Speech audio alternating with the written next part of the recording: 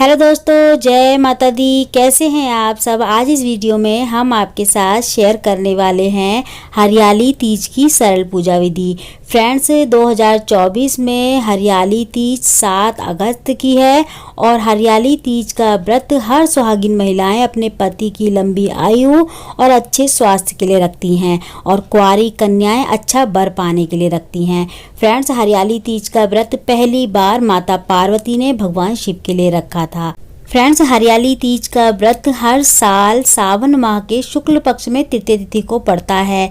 सावन माह में जो हरियाली तीज पड़ती है, इसका व्रत रखने से बहुत सारी महिलाएं इसका व्रत नहीं रखती हैं, खाली पूजा ही करती हैं। तो आप पूजा भी कर सकते हैं। सुबह सुबह नहा धो के ये पूजा जो है ना सुबह होती है। आप हरी चूड़ी पहने, हरी साड़ी पहने, हरी बिंदी, जितना हो सके हरा श्रृंगार करें। हरियाली तीज है तो हरा हरा वातावरण होता है, तो हरी चीज़ें ही शुभ मानी जाती हैं। तो चलिए फ्रेंड्स, बताते हैं आपको हरियाली तीज की सरल सी पूजा विधि। तो फ्रेंड्स, सबसे पहले हमें पूजा के लिए बिछानी है चौकी। चौकी पे लाल, पीला, हरे रंग का वस्त्र आप बिछा सकते हैं। जो भी आपके पास वस्त्र हो वो आप बिछा लें। हरियाली तीज है तो हरे रंग का वस्त्र बिछाएंगे तो ज़्यादा शुभ रहेगा, लेकिन अगर आपके पास नहीं है हरे रंग का वस्त्र तो आप पीला या लाल भी बिछा सकते हैं। साथ ही में हमें चाहिए भगवान शिव परिवार की प्रतिमा, फोटो, तस्वीर, जो भी आपके पास हो। जो धातु की अगर मूर्ति वगैरह है तो वो भी आप रख सकते हैं पूजा स्थल पर। तो यहाँ पे हमारे पास तस्वीर थी, पूरा शिव परिवार है इसमें, तो हमने वो स्थापित कर ली है पूजा स्थल पर। साथ ही में हमने अपने हाथों से जो है ना शिवलिंग भी बनाई है। तो अगर आप अपने हाथों से मिट्टी का शिवलिंग बनाएंगे हरियाली तीज पर तो बहुत ही शुभ माना जाता है। फ्रेंड्स, अगर आपके पास धातु का शिवलिंग है तो आप उसकी भी पूजा कर सकते हैं रख के, लेकिन हरियाली तीज पे मिट्टी का शिवलिंग बनाना बहुत ही शुभ माना जाता है। अपने हाथों से मिट्टी का शिवलिंग बना के उनका अभिषेक करना, पूजा करना बहुत ही शुभ रहता है। फ्रेंड्स, इसके बाद हमने यहाँ पे शिवलिंग रख ली है। आप चाहें तो साथ में गौरी माता भी बना सकती हैं मिट्टी की, भगवान गणेश भी बना सकते हैं अगर आपके पास प्रतिमा नहीं है तो। फ्रेंड्स, यहाँ पे हम सबसे पहले ना शुद्ध जल से स्नान कराएंगे, मतलब शुद्ध जल से अभिषेक करेंगे भगवान शिव का, मतलब शिवलिंग का।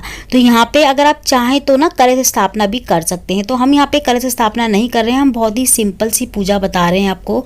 तो अगर आप कलश स्थापना भी करना चाहते हैं तो एक कलश में जल भर के उसमें आप एक सिक्का और थोड़े से अक्षत डाल के और जो है ना दीपक ऊपर रख के, नारियल ना रखें आप, दीपक कलश दीप तैयार कर लें और उसके बाद उसकी स्थापना कर सकते हैं। यहाँ पे मैं बिना कलश के दिखा रही हूँ आपको। तो सबसे पहले हमें जला लेना है दीपक। तो यहाँ हमने देसी घी का एक दीपक जला लिया है। अब हम करेंगे जल अभिषेक शिवलिंग का। तो सबसे पहले देखिए हमने ना दीपक को एक साइड में कर दिया है ताकि हम आराम से पूजा कर सके, भगवान शिव का जो है ना अभिषेक कर सके शिवलिंग का।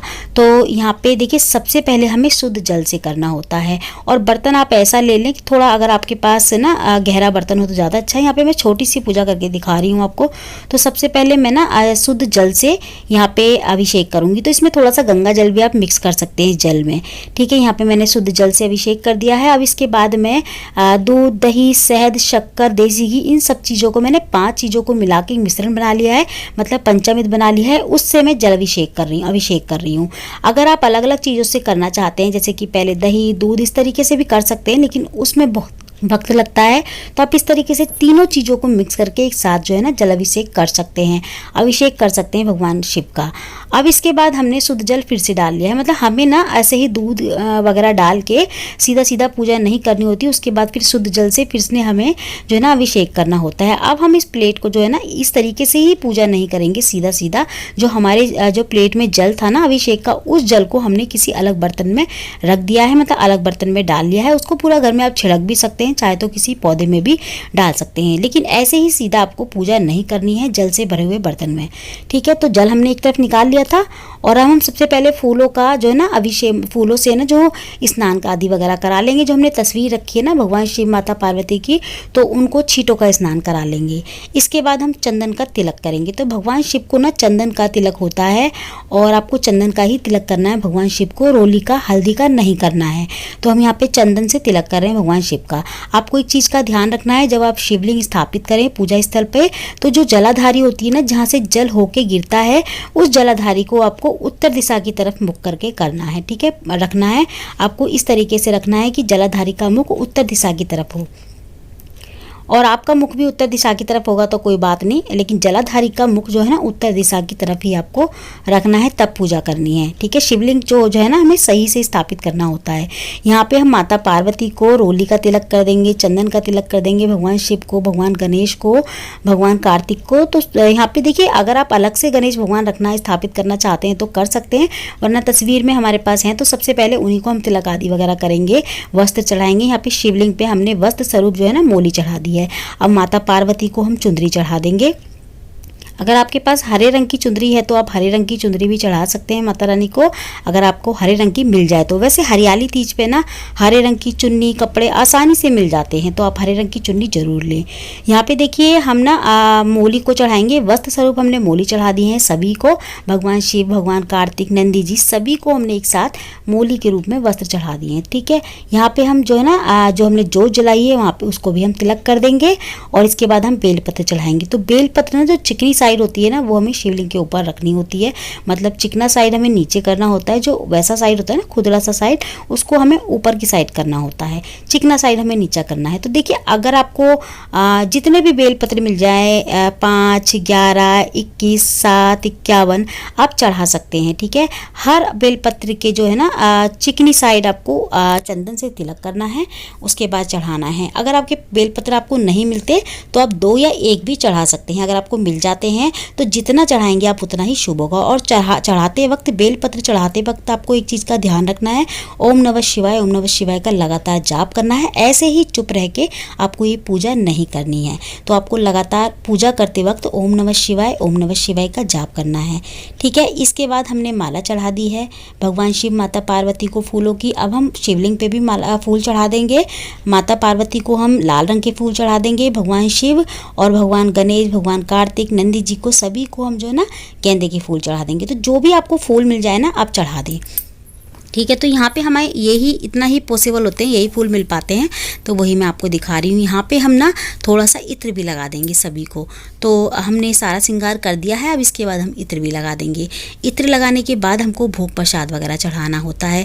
तो देखिए, इत्र ना आप जो चुंदरी उड़ाई है आपने उस पर भी लगा सकते हैं, फूलों पर भी लगा सकते हैं। शिवलिंग के ऊपर जो आपने वस्त्र स्वरूप मोली चढ़ाई थी वहाँ पर आप जो है ना इत्र लगा दें। इसके बाद देखिए हमने जो घेवर मंगाया है, तो यहाँ पर आप घेवर भी मंगा सकते हैं भोग के लिए। चाहे तो आप अगर घेवर नहीं मंगा रहे, आपको घेवर नहीं मिल रहा है, तो आप ना घर में जो मीठे जवे होते हैं ना वो भी बना के भगवान शिव को चढ़ा सकते हैं। हरियाली तीज पे जो है ना घेवर, और सावन के महीने में घेवर वगैरह आसानी से वैसे मिल जाता है। अगर आपको फिर भी नहीं मिलता तो आप घर में मीठे जवे बना के वो भी भोग प्रसाद में चढ़ा सकते हैं।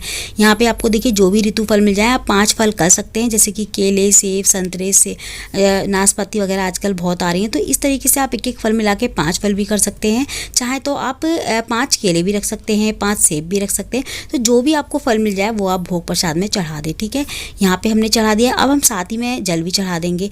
तो भोग लगाया है तो जल तो हम रखेंगे ही पीने के लिए भगवान शिव, माता पार्वती को। तो यहाँ पे हमने जल भी रख दिया है। ठीक है, तो अलग बर्तन में छोटे से में आप अलग से जल रख दें भोग के साथ में। इसके बाद हम माता पार्वती को श्रृंगार चढ़ाएंगे। तो श्रृंगार में देखिए चूड़ी, बिंदी और महावर वगैरह ये सब चीज़ें आप रख सकते हैं माता पार्वती को चुंदरी उड़ाने के लिए। ये सामान आपको ऐसे ही नहीं रखना है, इसमें थोड़ा थोड़ा सा सामान आपको माता पार्वती को चढ़ाना है। और जो भी माता पार्वती को थोड़ा थोड़ा सामान आप चढ़ाएंगे ना वो आप बाद में अपने हाथों में डाल लें। चूड़ियाँ जो भी आप 1-2 चूड़ी चढ़ा रहे हैं, और जो बिंदी लगाएं वो आप अपने रख लें, मेहंदी रख सकते हैं आप। और ये जो सामान जो हम चढ़ाते हैं ना ये हमें किसी को दान करना होता है, अपने किसी मान को। तो यहाँ पे देखिए हमने 2 चूड़ी चढ़ा दी है माता पार्वती को। अब हम थोड़ी सी मेहंदी भी लगा देंगे माता पार्वती के हाथों में।